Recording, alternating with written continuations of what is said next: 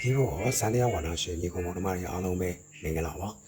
အော်ကျွန်တော်ဒီပထမတစ်ပုံပါနော်မနေ့ကတစ်ပုံပါဆိုလို့ရှိရင်ဒါဒီကျွန်တော်ဒိုရီမီဖာဒီကော့အော်တစ်လေးတွေနဲ့ကျွန်တော်ဒီမှတ်တဲ့ပုံစံလေးတွေကိုပြဝေပေးသွားခဲ့ပြီးပဲဖြစ်ပါတယ်အဲ့တော့ကျွန်တော်ဒီ beginner တွေအတွက်ကစတင်တဲ့သူတွေတော့ keyboard ကိုစတင်ပြီးတော့ကျွန်တော်လေ့လာနေတဲ့သူတွေတီးခတ်တော့မယ်ဆိုတဲ့သူတွေအတွက်ကအဓိကကျွန်တော်ဒီအခြေခံလေးတွေပိုင်နိုင်ဖို့ကျွန်တော်ကိုယ်တိုင်လည်းလေ့ကျင့်နေတာဖြစ်တဲ့တော့ဒီကျွန်တော်ကိုယ်တိုင်လေ့ကျင့်နေတဲ့အခြေခံပုံစံလေးကိုနော်ခုမှစတင်ပြီးတော့လေ့လာတဲ့သူတွေဒီဖို့တင်တန်းတက်ဖို့အချိန်မရတဲ့သူတွေကိုယ်တိုင်ကနေပြီးတော့ subscribe ဖြစ်တဲ့ကိုယ်တိုင်အားလက်တဲ့အချိန်လေးမှာလေ့လာနိုင်ဖို့ရအတွက်ကျွန်တော်တို့ပုံစံ2ဝါကနာ2ဒီကွန်ပျူတာတွေအားလုံးအတွက်ပြဝေပေးချင်ပဲဖြစ်ပါတယ်။အားတော့တစ်ခုပြောပါမယ်ကျွန်တော်တို့တွေကပညာရှင်မဟုတ်ပါခုမှစတင်ပြီးတော့လေ့လာနေတဲ့ဝါသနာရှင်လေးပဲဖြစ်ပါတယ်ပေါ့နော်ဝါသနာရှင်ပဲဖြစ်ပါတယ်ပေါ့နော်အဲ့တော့ကျွန်တော်တို့ဒီပြောခဲ့တယ်လို့ပဲဒီနေ့ညမှာကျွန်တော်ဘာတွေလေ့ကျင့်ရမလဲဆိုတော့ကော့9မျိုးကျွန်တော်လေ့ကျင့်ပဲပထမနံပါတ်1အနေနဲ့က C နော် C ကော့ရဲ့ကျွန်တော်ဒီ minor E minor F ကော့ G ကော့အဲ့လိုလို့ရှိရင်ကျွန်တော်ဒီ A minor B minor ဆိုပြီးတော့ဒီကော့9လုံးအကြောင်းကိုကျွန်တော်ဒီနေ့ကညဝေပြတော့မှာပဲဖြစ်ပါတယ်အဲ့တော့ကျွန်တော်ဒီ audit တွေမှာကျွန်တော်ဒီအတန်အနေနဲ့နေနဲ့ကျွန်တော်လေ့ကျင့်တဲ့အခါမှာကျွန်တော်အတန်အနေနဲ့လေ့ကျင့်ရင်ကိုယ်အနေနဲ့ကအတန်ထောင်မလာပါတာဖြစ်တဲ့အတွက်ကိုယ်အနေနဲ့ကနည်းနည်းလေးစိတ်ဝင်စားမှုအာရုံရော့တတ်တယ်ပေါ့နော်အဲ့တော့ကျွန်တော်ဒီတီးတို့ကောင်းတဲ့နေရာကနေပြီးတော့ကျွန်တော်ကသွားရင်ဘယ်ဟာကောင်းဆုံးလဲဆိုတော့ဒီ middle နေရာပေါ့နော် middle C ဆိုပြီးကျွန်တော်ပြောခဲ့တဲ့3 audit နေရာမြောက်လောက်ကနေ2 audit 3 audit ဆိုရင်ဒါကျွန်တော်သွားလို့ကောင်းတယ်နားထောင်လို့ကောင်းတယ်ပေါ့နော်အဲ့လိုလေးလဲကျွန်တော်ဒီ audit နဲ့နားထောင်လို့ကောင်းမဲ့ audit နေရာနေပြီးကျွန်တော်စတင်ပြီးတော့ code တွေကိုကျွန်တော်လေ့လာမယ်အဲ့တော့ကျွန်တော်ဒီပထမဆုံး C code ကိုဘယ်လိုကိုင်မလဲပေါ့နော် C code ကိုကိုင်တဲ့အခါမှာကျွန်တော်ကဒီမှာဒီ audit နှလုံးပေါ့နော်အမဲ audit နှလုံးရဲ့ရှေ့ကကျွန်တော်ဒီ do လို့ကျွန်တော်ပြောခဲ့တယ်ပေါ့နော်ဒီ do ကနေပြီးတော့စတင်ပြီးတော့ကျွန်တော်လက်တင်မယ်သူ့ရဲ့တစ်လုံးကြားသူ့ရဲ့တစ်လုံးကျော်ဒီမှာ do re mi do mi တစ်လုံးကျော် mi နော် do re mi fa so သူ့ရဲ့တစ်လုံးကျော်ကိုကိုင်တော့မှာဆို do mi so do mi so ကျွန်တော်ဒီဘာရှိမလဲဆိုတော့လက်တန်လက်ကလေးလက်မပေါ့နော်၃မျိုးတွေကိုကျွန်တော်ဖိချလိုက်ပြီပေါ့ဒါဆိုရင်ကျွန်တော်ကဒါ C chord position ပေါ့နော်ကျွန်တော်ဒီလက်တန်ရဲ့လက်ကလေးရဲ့လက်မရဲ့နှလုံးကျော်စီပေါ့နော်do mi so ဆိုပြီးတော့အဲ့ဒါပြီးတော့လို့ရှိရင်ကျွန်တော်ကဒီမှာဒီမိုင်းနောက်ကိုကင်မယ်ပေါ့နော်ဒီမိုင်းနောက်ကိုကင်တဲ့အခါမှာကျွန်တော်ဒီမှာလက်တကြွယ်လေးလွတ်နေပေါ့နော်ဒီလက်တကြွယ်ရဲ့လက်ညိုးရဲ့ပေါ့နော်လက်ကြွယ်ရဲ့လက်ညိုးရဲ့တစ်လုံးကျော်လက်မလေးကိုတော့ဒီဘက်ကိုရွှေ့လိုက်မယ်လက်တကြွယ်လက်ညိုးလက်မပေါ့နော်ဒါဒီမိုင်းနောက်ကောပေါ့အဲ့တော့ကျွန်တော်ကဘယ်လိုမျိုးရေးလိုက်မယ်ဆိုရင်ဒီ do re mi fa so la ဆိုတော့ re fa la ပေါ့နော် do re mi fa နော် re fa so la ဒီဆိုဒီမှာသူကလာမှာထောက်ထားတယ်ပေါ့နော် re fa la အဲ့တော့သူကဒီကောင်တော့လက်တချွေလက်ညိုလမအတုံးမျိုးထောက်လိုက်လို့ရှိရင်သူကဒီ minor ဖြစ်သွားပြီပေါ့နော်ဒီ minor နောက်တစ်ခါကျတော့ကျွန်တော်ဒီမှာ E minor ကိုလေ့လာမယ်ဆိုလို့ရှိရင် E minor ကျတော့ဒီမှာလက်ကလေးလေးကျွန်တော်လွတ်နေတာလေးလက်ကလေးထောက်မယ်လက်ညိုးလေးနဲ့လက်မလေးကိုဒီဘက်ကိုရွှေ့ပေးလိုက်မယ်ဒီ၃မျိုးပေါ့နော်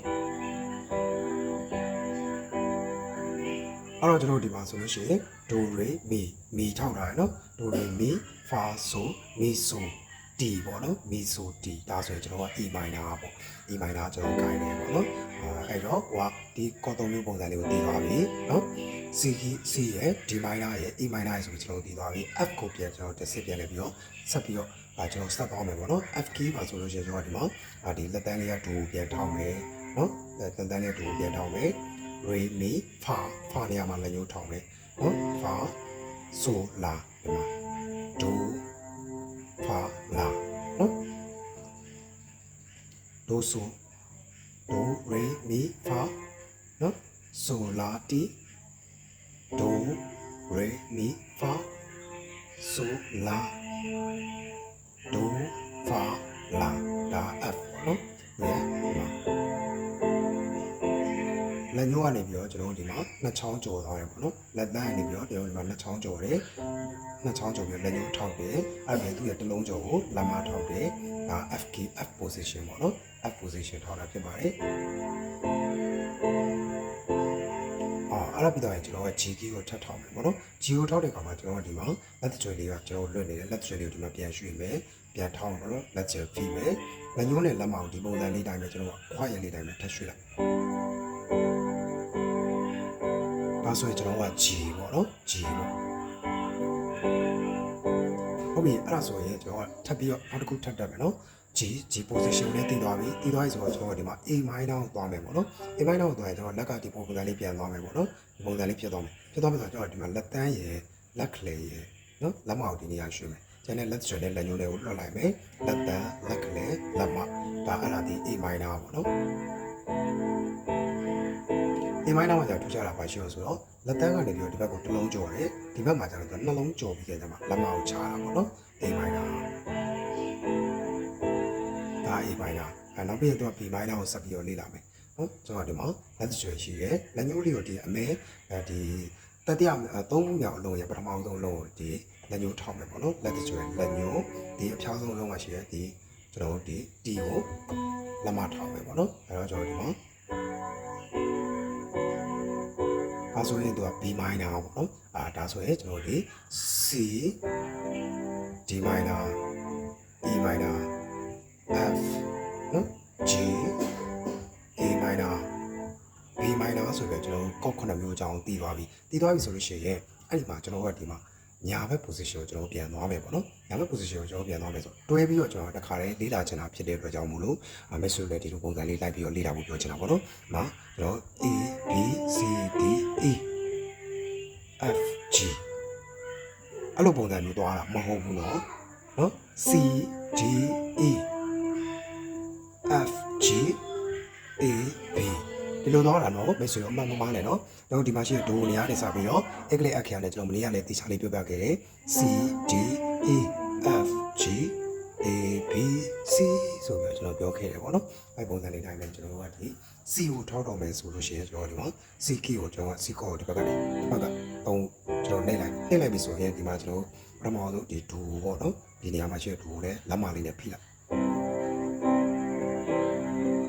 ဒါဆိုရင်တော့ကော်လေးလုံးဒီ audit လေးကိုတစ်ခါလေးပေါ့နော်ဒီ key လေးကိုကော်လေးကိုကျွန်တော်ဒီလေးခုလုံးကျွန်တော်ဇုံဖိတာပေါ့နော်ဒီဘက်ကိုယ့်ရဲ့ဘက်လက်က3ချောင်းလုံးလည်းဇုံဖိမယ်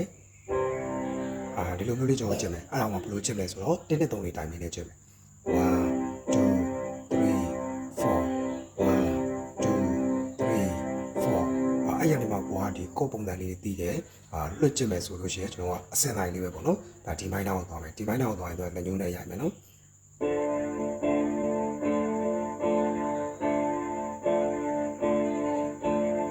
ဒါဆိုရင်ကျွန်တော်ကဒီညာဘက်လက်ကလုံးဝမရွှေ့ပါဘူးเนาะလုံးဝမရွှေ့သေးဘူးပေါ့เนาะအဲ့တော့ကျွန်တော်ဒီ1 2 3 4လေးနဲ့သွားမယ်ဒီမိုင်းနာကိုဆက်ပြီးတော့ကျင်းမယ်1 2 3 4အဲ့ပုံစံလေးကိုကိုယ်အနေနဲ့ကိုယ်စင်ပြရဲ့ပုံစံလေးတန်ဖိုးလေးနဲ့ကျွန်တော်လေ့ကျင့်ပေါ့เนาะနောက်တစ်ခါတော့ကျွန်တော် E minor ပုံစံကိုသွားမယ် E minor ကိုသွားရင်ကျွန်တော်ဒီမှာလက်ကလေးနဲ့ပဲဆက်ပြီးတော့ဖိထားမယ်ပေါ့เนาะနိုင်မယ်1 2 3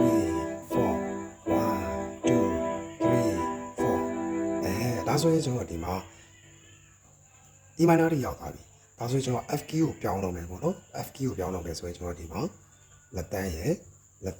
ကျွန်တော်လက်ညှိုးရယ်လက်မရယ်လာနော်အဲ့တော့ကျွန်တော်ကဒီညာဘက်လက်ကို position ပြောင်းပြီးဒီမှာသူကဒီကျွန်တော် E minor ကင်ပြီးတဲ့အခါမှာကျွန်တော် F ကိုပြောင်းလုပ်မယ်ဆိုလို့ရှိရင်ဒီလက်မလေးကိုကျွန်တော်ဒီဘက်ကို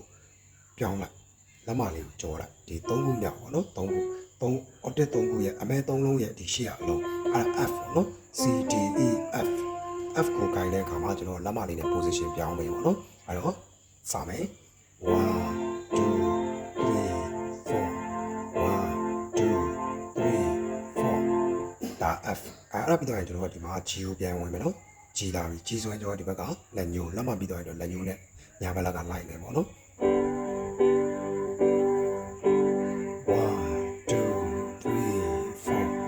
ကိုဒီတိုင်မီလေးနဲ့ကြိုက်အောင်ကိုတွေကလက်ကလေးတွေကိုပြန်လေးနဲ့ကျွန်တော်ရွှေ့နိုင်တဲ့ပုံစံမျိုးလေးတိုင်းသွားလို့ရပါတယ်เนาะအဲ့ဒါလေးကိုကျွန်တော်ပြောချင်ပါတယ်အဲ့ပြီးတော့ရင်ကျွန်တော်ဒီမှာ A minor ကိုဆက်ကြိုင်မယ်ဆိုလို့ရှိရင်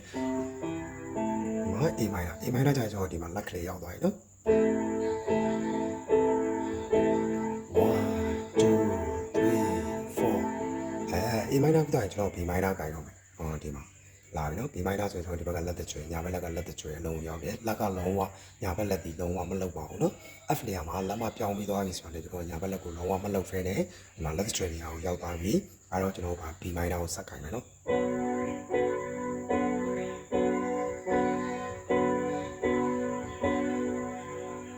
အဲ့တော့ကျွန်တော်ကဒီပုံစံလေးလေ့ကျင့်ခြင်းအပြင်ဘာကောင်းလာပဲဆိုကိုယ့်ရဲ့လက်ကလေးတွေတန်မာလာမယ်ဘယ်ဘက်လက်တွေညာဘက်လက်တွေစုံကျွန်တော်တို့ချတဲ့နေရာမှာပို့ပြီးတော့အဆင်ပြေလာမယ်ဒါလေ့ကျင့်ခန်းနံပါတ်1အနေနဲ့ကျွန်တော်တို့သွားမယ်ပေါ့နော်ကျွန်တော် beginner တယောက်ဖြစ်တဲ့အတွက်ကြောင့်မလို့အမားတွေလည်းရှိနိုင်ပါတယ်ကျွန်တော်သိရလေးကိုပဲကျွန်တော်လေးလာထားတာလေးကိုပဲကျွန်တော်တို့အခုမှဘာမှစလုံးရေးစသမားတွေတော့ပေါ့နော်ဘာမှမသိသေးဘူးစလုံးရေးစသမားတွေတော့ကျွန်တော်တွေကပြောင်းဝေပေးခြင်းပဲဖြစ်ပါတယ်အဲ့တော့ကျွန်တော်ဒီဝါသနာရှင်အဆင့်ပဲရှိပါသေးတယ်ပညာရှင်တယောက်လုံးဝမဟုတ်တဲ့အတွက်အမှားပြသွားလည်းရှိနိုင်ပါတယ်ရှိခဲ့တဲ့အမှားတွေဆိုလို့ရှိရင်လည်းကျွန်တော်တို့ဒီဖြည့်ဆွတ်ပြီးတော့နားလည်ပြီးစီလိုပါတယ်လို့နော်ကျွန်တော်ဒီသင်ဆရာမြင်ဆရာတွေအားလုံးလည်းခါတော့ပြုပါတယ်ကျေးဇူးများကြီးတင်ပါတယ်အဲ့တော့ကျွန်တော်တို့ဒီစတင်ပြီးတော့လေ့ကျင့်မယ်ပြန်ပြီးတော့ကျွန်တော်သွားကြည့်မယ်ဆိုလို့ရှိရင်ကျွန်တော်တို့ဒီ C ပေါ့နော် C D minor E minor F G